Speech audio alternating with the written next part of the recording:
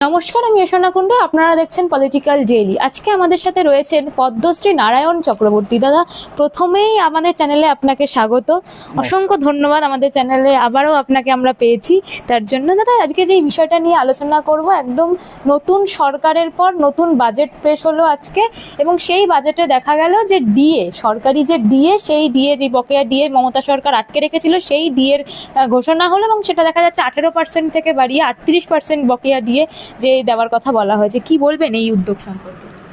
দেখো, প্রথমে তোমার কথার মধ্যে যে সূক্ষ্ম কতগুলো জায়গা আছে সেগুলো বলি খুব অল্প কথায়। যে আগের সরকার ছিল মমতা সরকার, মানে একজনের অনুপ্রেরণায় অনুপ্রাণিত সরকার, শাসকের আইনে চলা সরকার। এবং মমতা ব্যানার্জি এই 15 বছরের প্রায় পুরোটা ধরেই সরকারি কর্মচারী এবং যারা অবসরপ্রাপ্ত সরকারি কর্মচারী, তাদের ডিএগুলো চুরি করে নিজের ভাইপোর সম্পত্তি বাড়িয়েছে এবং তাদের প্রচুর বয়স্ক মানুষকে অর্ধ চিকিৎসা বা বিনা চিকিৎসায় মৃত্যুর মুখে ঠেলে দিয়েছেন। কিন্তু আজকে যে বাজেটের কথা তুমি বলছো, এটা পুরো 1 বছরের নয়, 8 মাসের, কারণ 4 মাস তো মমতা ব্যানার্জি চুরি করে গেছেন। এই বাজেটটা হলো প্রথম বাজেট যেটা অন্তত কোনো একজন মেগালোম্যানিয়াক স্বৈরাচারী ট্রেডমিলে ঘাম ঝরাতে ঝরাতে বাজেট করেননি। এই বাজেটটা বিজেপি সরকারের অর্থমন্ত্রী পেশ করেছেন নিয়ম নিষ্ঠা বজায় রেখে। তো এখানে তুমি প্রথম বললে এই ডিএর কথাটা, তাই তো? তো ডিএটা কিন্তু বাজেটের একটা খুব বড় অংশ নয়, কিন্তু ওই আমদানির ব্যাপারটায় সাধারণ মানুষ খুব অ্যাট্রাক্টেড হয় বলে তোমাদের ওই টিআরপির ব্যাপার থাকে। সেখানে 20%, আমার মনে পড়ে না আমার চাকরি জীবনের শুরু থেকে আজ পর্যন্ত কোনো সরকার কোনো মানে 20% দিয়ে একবারে একটা লপ্তে দিয়েছে বলে মনে পড়ে না। তার কারণ হচ্ছে কি, মমতা ব্যানার্জির সরকার 40% দিয়ে বাকি রেখে, মানে ওই চুরি করার যে টাকা সেটা করে পালিয়ে গেছেন। মানে উনি তো বরখাস্ত হয়েছেন, উনি রেজিগনেশন দেননি। তো সেই অবস্থায় এদের একটা কমিটমেন্ট ছিল বর্তমান রাজ্য সরকারের, যে আমরা রাজ্যের কর্মচারীদের প্রাপ্য ডিএ এবং রিটায়ার্ড যে মানুষজন তাদেরকে এটা আমরা দেব। এখন সেখানে প্রায় 40% বাকি, তার 20% তারা এই অক্টোবরের সঙ্গে দেবে, মানে নভেম্বরের 1 তারিখে তারা এই বর্ধিত ডিএটা পাবেন। সাধু প্রচেষ্টা, কোনো সন্দেহ নেই, কিন্তু বাজেটের এটা কিন্তু খুব বড় অংশ নয়। তুমি যদি বাজেটের দিকে তাকিয়ে দেখো, তাহলে এতদিন অবধি ওই যে ট্রেডমিলে ঘাম ঝরানো বাজেট, সেই রকম আজগুবি ব্যাপারের বাজেট নয়। বাজেটের যে বাজেট মানে কি, সেটা একটা কমিটমেন্ট যে আমরা এই করব আগামী এই পিরিয়ডের, বাজেট পিরিয়ডের মধ্যে। নর্মালি 1 বছর হয়, কিন্তু এক্ষেত্রে 8 মাস সময় আছে বলে 8 মাস হবে, আগামী মার্চ অব্দি। এই যে বাজেটের একটি ঘটনা দেখলে, মানে অংশ দেখা গেল, সেখানে হচ্ছে চাকরির ক্ষেত্রে 1 লক্ষ যে শূন্যপদ, সেই শূন্যপদ পূরণের কথা বলা হলো, এবং তার মধ্যে 50,000 যে শিক্ষক, টোটাল শূন্যপদে স্থায়ীকরণ করার কথা বলা হলো, এবং দেখা যাচ্ছে যে 33% মহিলাদের জন্য যে একটা রিজার্ভেশন করা হলো। কি বলবেন এই উদ্যোগ সম্পর্কে? দেখো, মহিলা রিজার্ভেশনের যে মহিলা সশক্তিকরণের যে নীতি, সেই নীতির একটা অঙ্গ হিসেবেই এটা বলা যায়। এই বাজেটে আমি ওভারঅল প্রথম যে কথাটা বলতে চাই সেটা হচ্ছে যে এই বোধহয় প্রথম গত 60 বছর 70 বছর, কি মানে আমি যতদূর আমার জ্ঞান বুদ্ধি থেকে দেখেছি, যে এরকমভাবে সমাজের এভরি কর্নার, প্রতিটি নাগরিকের কে ছুঁয়ে যাওয়া বাজেট, এটা কিন্তু এর আগে পেশ হয়নি। তুমি ভেবে দেখো, হ্যাঁ সমালোচনার জায়গা আছে, তবে কোনো ডিস্ট্রাকটিভ সমালোচনা না করে অ্যাডভাইস দেওয়া যায় যে সরকার মানুষের মানে প্রতিটি স্তরের সমস্ত মানুষের জন্য বাজেট তৈরি করছে, তাদের বাজেটে যদি আরও উন্নতি করার স্কোপ থাকে সেটা দেখিয়ে দেওয়াটা মানে সাধারণ মানুষের কর্তব্য বলেই মনে করি আমি। এই যে প্রথম যে কথাটা তোমাকে বলি, দেখো বিপুল একটা আর্থিক ঘাটা নিয়ে নেমেছে, প্রায় 8 লক্ষ কোটি টাকা রাজ্যের হাতে ঋণ, এবং রাজ্যের সম্পূর্ণ আয়ের 75% চলে যাচ্ছে এই মানে ওই ঋণ শোধ এবং ঘাটতি মানে তার সুদ মেটাতে। আর 25%-এর মধ্যে এরা কতটা করেছে দেখো। এটা ঠিক মমতা ব্যানার্জির ওই বাজেট, ওটা তো পাগল ছাগল চোর বদমাশদের ছাড়া আর কারোর বাজেট ওটা হতে পারে না। তিনি দেখো লক্ষ্মীর ভাণ্ডার দিতেন, কিন্তু লক্ষ্মীর ভাণ্ডারের কোনো অ্যালটমেন্টের কথা আমরা জানি না, যখন যেখান থেকে পেয়েছেন টাকা নিয়ে দিয়ে দিয়েছেন। তাহলে বাজেট করার মানেটা কি? তার বাজেট তো অর্থহীন ছিল, টাকা লুটের বাজেট ছিল। এক্ষেত্রে দেখো এই যে অন্নপূর্ণা ভাণ্ডার করা হয়েছে, অন্নপূর্ণা ভাণ্ডারে কিন্তু একটা ফিক্সড অ্যালটমেন্ট আছে, তার বাইরে যাবে না। এবং প্রতিটি জায়গায় দেখো যে পিএম যে তোমার আমাদের যে এই তোমার এই আমাদের ভবিষ্যনিধি, তারপরে তোমার এই ইন্স্যুরেন্সের যে ব্যাপারটা সমস্ত নাগরিকের, সেক্ষেত্রেও কিন্তু একটা যাদের দরকার, আমাদের রাজ্যের মাননীয় মুখ্যমন্ত্রী কিন্তু ও কথাটা বলেইছেন আগে, যে যার দরকার তাকে দেব, এটা তো খুব স্বাভাবিক কথা। তো সেইখানেও একটা বাধা আছে। আর 70 যাদের বয়স হয়েছে তাদের ক্ষেত্রে এই অর্থনৈতিক বাধার কোনো বাধা নয়, তাদের সকলকেই কভারেজ দেওয়া। কারণ হচ্ছে বরিষ্ঠ নাগরিকদের জন্য পরিষেবা দেওয়াটা প্রতিটি রাষ্ট্রের কর্তব্য, সেটা আজকে পশ্চিমবঙ্গে এই বাজেটে প্রমাণ হলো। দ্বিতীয় হচ্ছে মমতা ব্যানার্জি তো সব জায়গা নষ্ট করে গেছেন। এই যে বালি, কয়লা, তারপরে এই পাথরের খাদান, এগুলো থেকে তোলাবাজি এবং ভাইপোবাজি, তাতে তো সরকারের হাজার হাজার কোটি টাকা ব্যক্তিগত ফান্ডে গেছে। সেই জায়গায় কিন্তু রেশনালাইজ করার একটা প্রচেষ্টা আছে যে কোনটায় কত ফিজ হবে। প্রতিটি জায়গা তুমি ভেবে দেখো, স্বাস্থ্য ব্যবস্থাকে প্রাইভেটের হাতে তুলে দিয়ে স্বাস্থ্যসাথীর নামে ধাপ্পাবাজি, আমি বলছি স্বাস্থ্যসাথীর নামে ধাপ্পাবাজি। তোমরা জানো স্বাস্থ্যসাথীতে কিন্তু ওই হার্টের স্টেন্ট বসানোটায় লোকে মনে রাখবে এবং সেটার টাকাটা দেবে। আর স্টেন্ট বসাতে গেলে ওই সব জায়গায় অনেক কমিশনের ব্যাপার থাকে, সেটা থেকেও ব্যক্তিগত আয় ব্যানার্জি ফ্যামিলির হতে পারে, আমি জানি না। বয়স্কদের যে হয় হাঁটু রিপ্লেসমেন্ট তুমি পাবে না, তারপরে তোমার চোখের ছানি অপারেশন পাবে না। কিন্তু যে এখন এই সরকার যেটা দিচ্ছে তাতে কিন্তু এগুলো কভার করছে। সবচেয়ে বড় কথা হচ্ছে হেলথ বাজেটে 800 কোটি টাকা, এই 8 মাসে 800 কোটি টাকা বৃদ্ধি হয়েছে। ভাবতে পারো, নর্থ বেঙ্গলের মানে ক্যান্সার হাসপাতাল, সিউড়ির মতো একটা জায়গাতে একটা মেডিকেল কলেজ করা, মানে every corner of the state সেখানে একটা ডেভেলপমেন্টের ছোঁয়া দেওয়ার চেষ্টা করা হয়েছে। আর একটা কথা বলি, যেহেতু এখানে এখন কাটমানি ইত্যাদির ব্যাপার এবং কোয়েরশন ফর দ্য বিজনেসম্যান নেই, বিজনেস এখানে বাড়বে এবং বিজনেসের জন্য যে ইনফ্রাস্ট্রাকচার দরকার সেটা অলরেডি তোমার রেলের অ্যালটমেন্ট এবং এই বাজেটেও আমরা সেটা লক্ষ্য করছি, ইনফ্রাস্ট্রাকচারটাকে আরও উন্নত করার এবং বাড়ানোর যেখানে যেখানে নেই।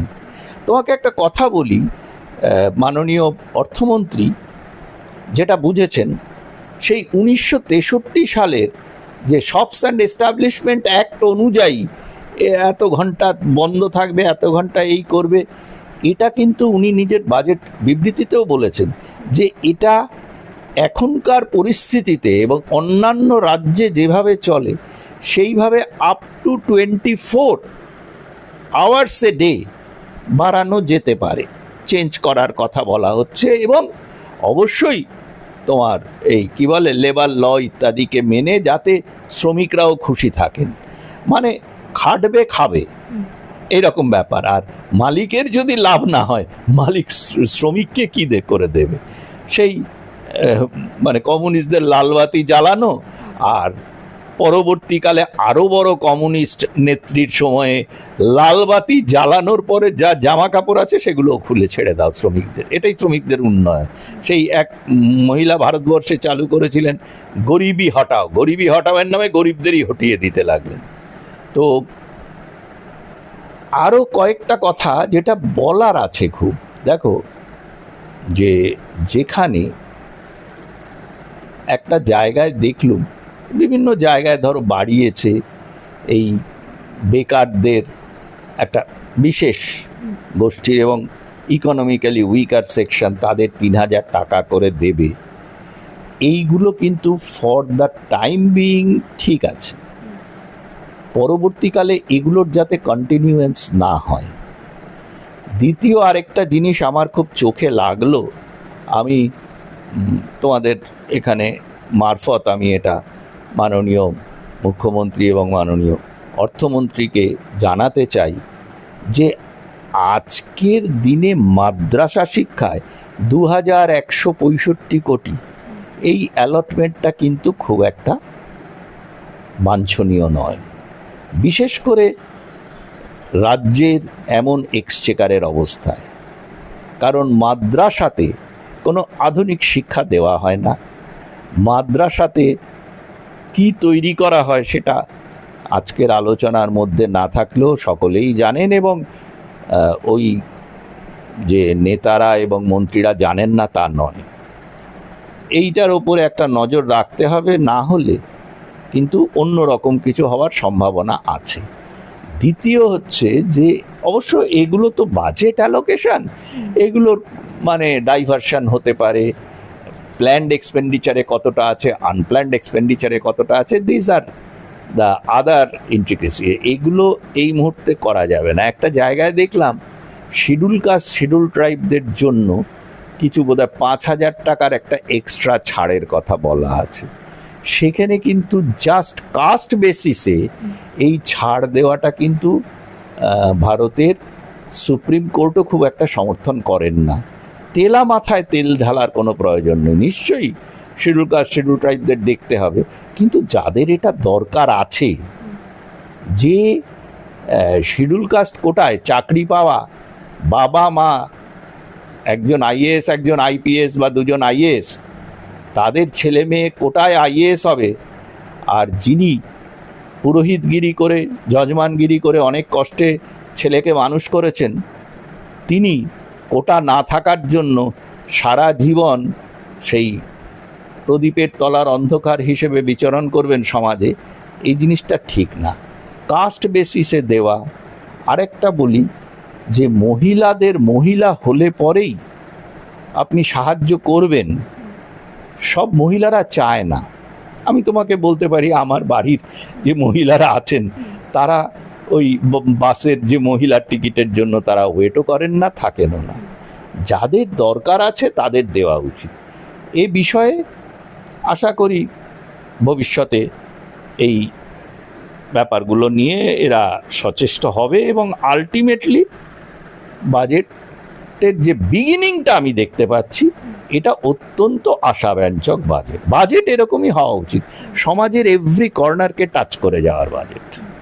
যে আপনি বললেন সমাজের এভরি কর্নারকে টাচ করে যাওয়ার বাজেট, সেই কথার পরিপ্রেক্ষিতে আছে যে অঙ্গনারী কর্মী বা যারা আশা কর্মী রয়েছেন তাদের জন্য 5,000 টাকা যে মাইনে, তার মাইনা বৃদ্ধি করা হলো। এই এই এদের এই না, অঙ্গনারী আশা কর্মীদের জন্য 5,000, সিভিক ভলেন্টিয়ারদের জন্য 2,000 টাকা বাড়ানো হয়েছে। এই অঙ্গনারী আর আশা কর্মীরা আগের সরকারের ক্ষেত্রে আমলে মানে নিজেদের জীবন দায় করে বলতে গেলে আন্দোলন করেছেন, এবং তার বদলে তাদের পুলিশের লাঠি অবধি খেতে হয়েছে। যেমন আমাদের দেখা গেছে শিক্ষকদের ক্ষেত্রে লাঠি খেতে হয়েছে, সেরকম এই অঙ্গনারী বা আশাকর্মী এদেরকেও দেখা যাচ্ছে লাঠি খেতে হয়েছিল, অনেক অত্যাচার সহ্য করতে হচ্ছে। তারা দিনের পর দিন তাদের দাবি জানিয়েছেন, সেই সরকার দাবি মানেনি। অবশেষে দেখা গেল এই সরকারের প্রথম বাজেটেই একদম 5,000 টাকা যে টাকা, সেই মাইনে বৃদ্ধি করা হলো। কি বলবেন? দেখো, এটা খুব স্বাভাবিক, কারণ আগে তো আমি বললামই, আমি একটা ওভারঅল আইডিয়াটা দিলাম যে এভরি কর্নার অফ দ্য সোসাইটিকে টাচ করার বাজেট এটা। আর আগের সরকারের কথা বলছো, তাদের তো ওই ডিএর ব্যাপারে বললামই। তাছাড়া যে কর্মীদের কথা তুমি বললে, সেক্ষেত্রেও তাদের তো মোটিভ, তাদের উন্নয়ন ছিল না। যেমন এই যে তোমার সিভিক ভলান্টিয়ার্স বা ওই মানে অস্থায়ী কর্মচারীদের যে বৃদ্ধির কথা বলা হয়েছে, এই সঙ্গে বাজেটের মধ্যে এটা নয়, কিন্তু তাদের কাজকর্মকেও ভাগ করে দেওয়া উচিত। ওই সময়ে মানে আগের সরকারের সময় কি হতো, এদের রিক্রুটমেন্টটা হতো ওই তাদের অনুগৃহীত হয়ে বা টাকার বিনিময়ে, এবং তারা ওই দলের কাজ করা বা বিভিন্ন রকম দুর্নীতি ইত্যাদির মানে মধ্যে ইনভলভ করিয়ে তাদের দিয়ে এগুলো করা হতো। যেমন ওই খাদান, বালি খাদানের চুরি, তারপরে তোমার পাথর চুরি, কয়লা পাচার, এইখানে ওই সিভিক ভলান্টিয়ার, তারপরে ওই তথাকথিত সিভিক পুলিশদের কাজে লাগানো হতো। এগুলো তো সবাই জানে। সেই কাজে যদি এখনো লাগিয়ে মাইনে বৃদ্ধি হয়, তাহলে সেটা কাম্য নয়। সেটা কিভাবে হবে, সেটা প্রশাসনের মানে প্রশাসনকে সেই অনুযায়ী চলতে বাধ্য করা, এটা কিন্তু সরকারের যে মন্ত্রীরা আছেন মুখ্যমন্ত্রীর নেতৃত্বে, তাদের কর্তব্য। আর কয়েকটা কথা আমি আরও বলে নিতে চাই তোমাকে এই জায়গার থেকে, যে mass education extension and library সার্ভিসের 351 কোটি টাকা এইবারে অ্যালট করা হয়েছে এই 8 মাসের মধ্যে। এটা যথেষ্ট বেশি। এটা কিন্তু বড় নেগলেক্টেড ছিল, এবং লাইব্রেরির পুরো টাকাটাই তো বেরিয়ে যেত খালি মমতা ব্যানার্জির লেখা বই কিনতে। এবং এগুলো নিয়ে ইনভেস্টিগেশন করা উচিত, সেটা বিভাগীয় মন্ত্রীর দায়িত্ব, তিনি কি করবেন। আর একটা বড় কথা বলি, অত্যন্ত বড়, খুব ইম্পর্টেন্ট, সেটা হয়তো তোমাদের সাধারণত পপুলারিটির দিক থেকে ততটা ডাইরেক্ট ইনভলভমেন্ট নয় বলে তোমরা অ্যাভয়েড করে যাও। সেটা হচ্ছে micro, small and medium enterprises and textile.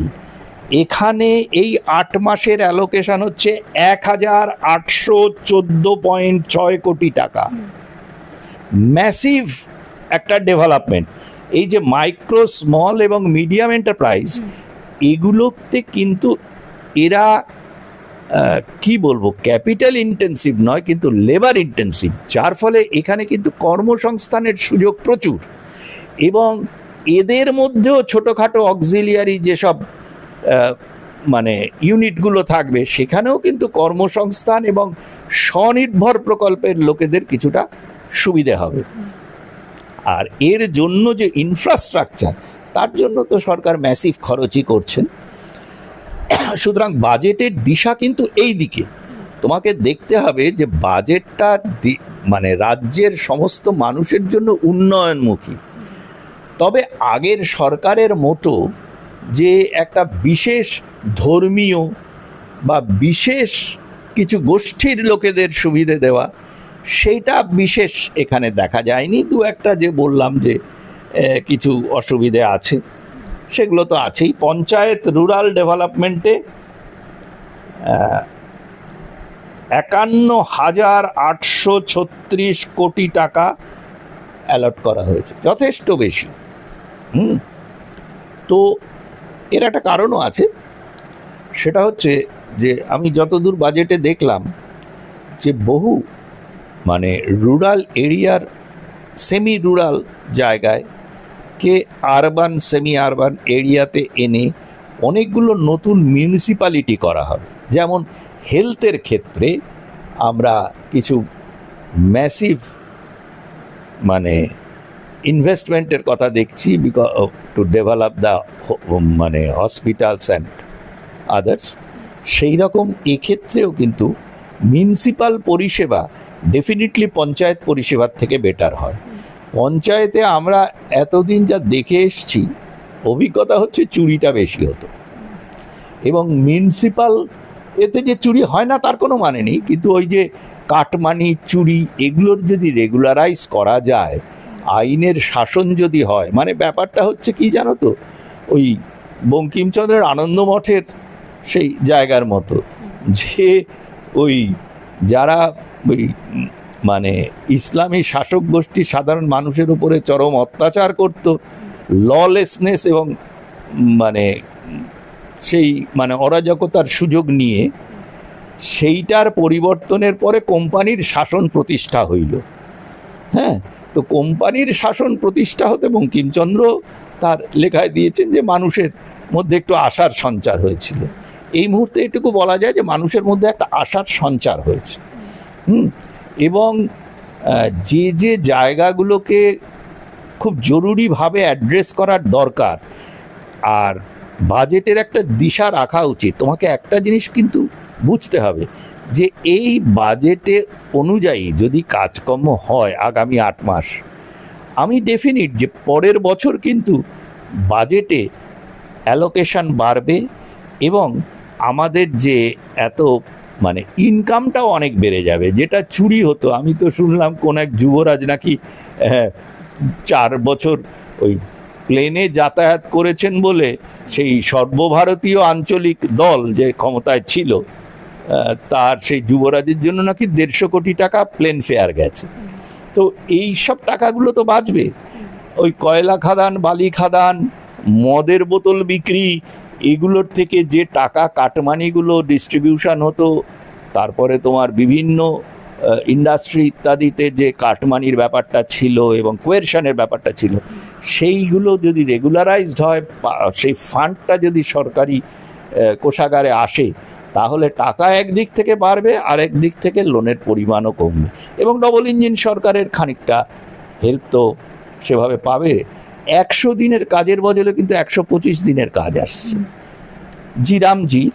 এবং দেখো পঞ্চায়েতের অ্যালটমেন্টের টাকাও বেড়েছে, এবং মাননীয় মন্ত্রী দিলীপ ঘোষের এবল নেতৃত্বে আশা করি এটা ঠিকভাবে সুষ্ঠুভাবে ব্যয় হবে।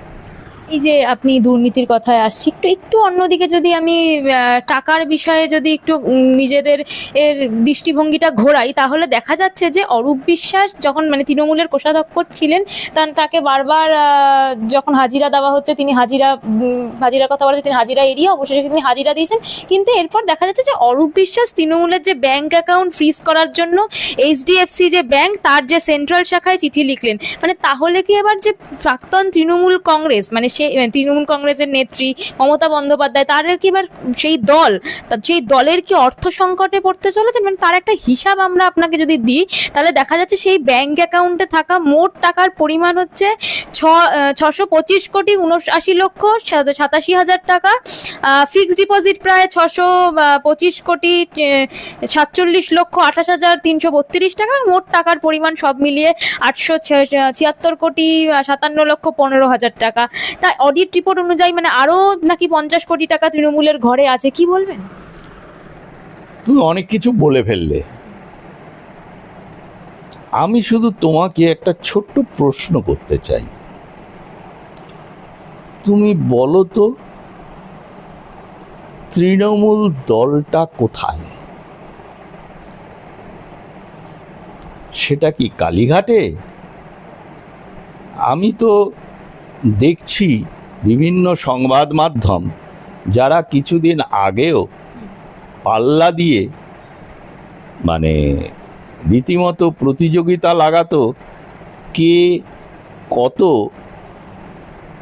হাওয়াই চটি চেটে নিজের জিভ লম্বা করতে পারে, তারা এখন লিখছে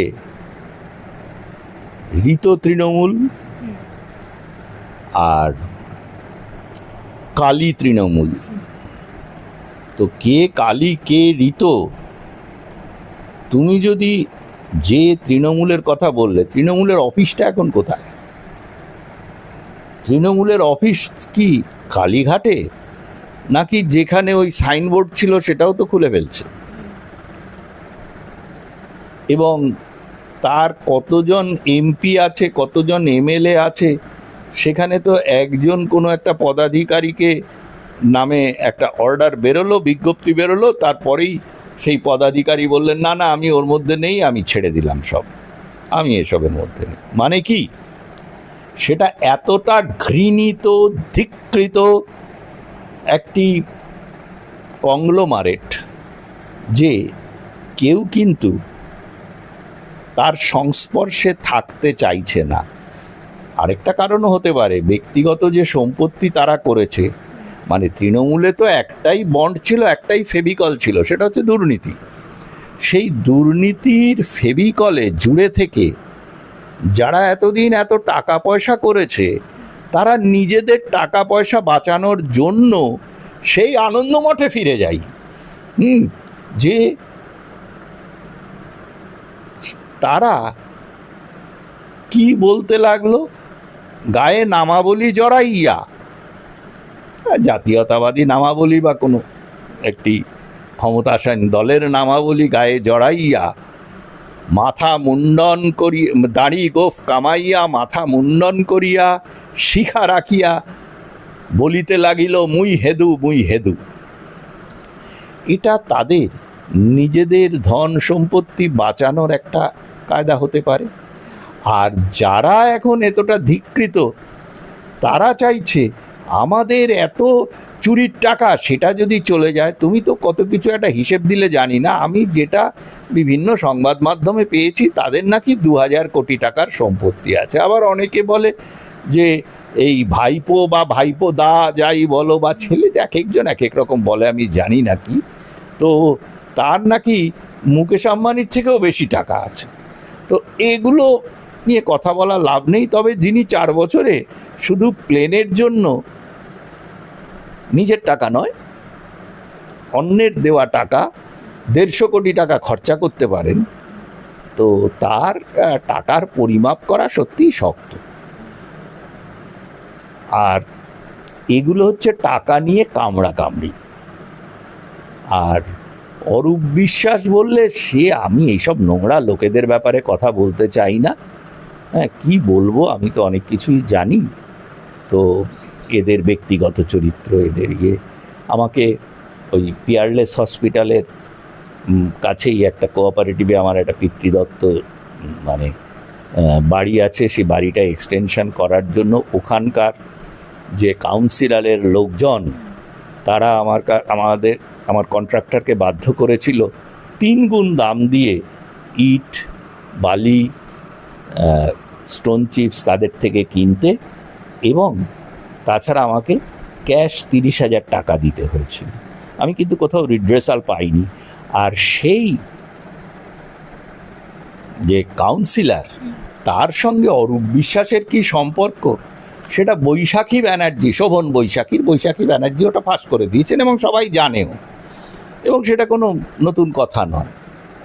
আর সেই অরূপ বিশ্বাস কি কাণ্ড করতেন, সেটা তো এখন আস্তে আস্তে বেরোচ্ছে। কাজেই এরা নিজেদের ব্যক্তিগত ধান্দা, ব্যক্তিগত স্বার্থে যেটা করছে, সেটা হচ্ছে তৃণমূল নামক যে ডাস্টবিনটা আছে, যার মধ্যে তাদের সমস্ত দুর্নীতির সম্পত্তি রাখা আছে, সেই ডাস্টবিনটাতে সকলে মিলে লাথি মারছে, যার ফলে এই বর্ষাকালে গন্ধটা বেশি বেরোচ্ছে। একদম শেষ একটা প্রশ্নে আসছে, সেটা হচ্ছে প্রাক্তন মুখ্যমন্ত্রী মমতা বন্দ্যোপাধ্যায়, তিনি এবার নিজের নিরাপত্তা, যে নিরাপত্তা ওনাকে দেওয়া হতো, সেই নিরাপত্তা যেহেতু চেঞ্জ করা হয়েছে, সেই নিরাপত্তা নিতে চাইছে না। তিনি নাকি, সূত্র মারফত খবর, তিনি নিজেই বলেছেন যে আমার কোনো পিএসও লাগবে না। এই হঠাৎ করে মানে তার যে প্রাক্তন পিএসও ছিল তাদেরকে ওই 5 জন নিরাপত্তা রক্ষীকে সরিয়ে দেওয়া, মানে তাদের ইউনিটে ফিরিয়ে দেওয়ার জন্য কি তিনি ক্ষুব্ধ হলেন? মানে হঠাৎ করে তিনি নিরাপত্তা রাখবেন না, এরকম একটি মন্তব্য। দেখো, উনি একটি স্বৈরাচারী, আপাদমস্তক দুর্নীতিগ্রস্ত, অশিক্ষিত মহিলা। কাজেই ওনার সে বোধটা নেই। উনি এতদিন পশ্চিমবঙ্গে 15 বছর কিভাবে শাসন করেছেন পশ্চিমবঙ্গের লোকেরা বুঝছেন। আমরা সরকারি চাকরি করে সরকারের সেখান থেকে অবসরপ্রাপ্ত জীবন এখন যাপন করছি। সরকারি চাকরিতে কেউ বদলি হবে না, একই জায়গায় থেকে যাবে মৌরুষি পাট্টা, এটা তো চলে না। ওনার জেড প্লাস সিকিউরিটি ছিল এবং বর্তমান মুখ্যমন্ত্রী শপথ নেওয়ার পরেই বলেছিলেন যে এই প্রাক্তন মুখ্যমন্ত্রী, সত্যি কথা বলতে কি উনি তো প্রাক্তন মুখ্যমন্ত্রী নন, উনি বিতাড়িত মুখ্যমন্ত্রী, উনি রেজিগনেশন দেননি। তো সেই ওনার বয়স হয়েছে, উনি সুস্থ থাকুন কামনা করি। এবং উনি হয়তো জানেন যে মানুষের ক্রোধ আক্রোশ এর ওপরে কতটা আছে, সেই জন্য ওনার যে জেড প্লাস ক্যাটেগরির নিরাপত্তা ছিল, বোধহয় 16 জন দেহরক্ষী থাকার কথা ওখানে, তো সেটা বজায় থাকবে। এখন দেখো সরকার পাল্টেছে, অনেক কিছু, অনেকেই ট্রান্সফার হচ্ছেন এবং ট্রান্সফারটা কিন্তু সরকারি চাকরির একটা অঙ্গ। সেই অনুযায়ী একজন লোককে সরিয়ে আরেকজন লোককে দেওয়া হলো, এটাতে এত হিউ অ্যান্ড ক্রাই তোলার কি আছে, যদি না সেখানে কোনো ভেস্টেড ইন্টারেস্ট তৈরি হয়ে থাকে। উনি কি ওনার অসৎ কাজকর্মের যে চ্যানেলটা চালাতেন তার মধ্যে কি ওইসব অফিসাররা ইনভলভ ছিল, এ বিষয়ে তদন্ত করা উচিত। এটা আমি তোমাদের মারফত মাননীয় মুখ্যমন্ত্রী, বর্তমান মুখ্যমন্ত্রীকে বলছি যে তিনি এটা ইনভেস্টিগেশন করুন। কেন বিতাড়িত মুখ্যমন্ত্রী এতটা ক্ষিপ্ত হয়ে গেলেন? এটা তো খুব স্বাভাবিক। উনি 15 বছর পশ্চিমবঙ্গের মুখ্যমন্ত্রী ছিলেন, তার আগে কেন্দ্রে তিনি এমপি ছিলেন, রেলমন্ত্রী সহ বিভিন্ন মন্ত্রিত্ব সামলেছেন। উনি কি জানেন না যে সরকারি চাকরিতে এই চিরকাল কোনোদিন কোনো যাদের দেহরক্ষীরা আছে তাদের দেহরক্ষীরা একই দেহরক্ষী সবসময় থাকবে তার তো কোনো মানে নেই, কিন্তু একজনকে রিপ্লেস করে আরেকজনকে সমপর্যায়ে দেওয়া হয়েছে, সে বিষয়ে তো কিছু বলার নেই, ওকেই দিতে হবে। আসলে ব্যাপার হচ্ছে উনি একজন স্বৈরতান্ত্রিক মহিলা, যিনি সরকারি টাকা মেরে কিছু বিভিন্ন লোককে দিয়েছেন আর বেশিটাই ভাইপোর ফান্ডে চালান করেছেন। তো সে তো নিয়ম কানুন কিছু মানে না, কাজে আমি বলছি আমাকে দিতে হবে।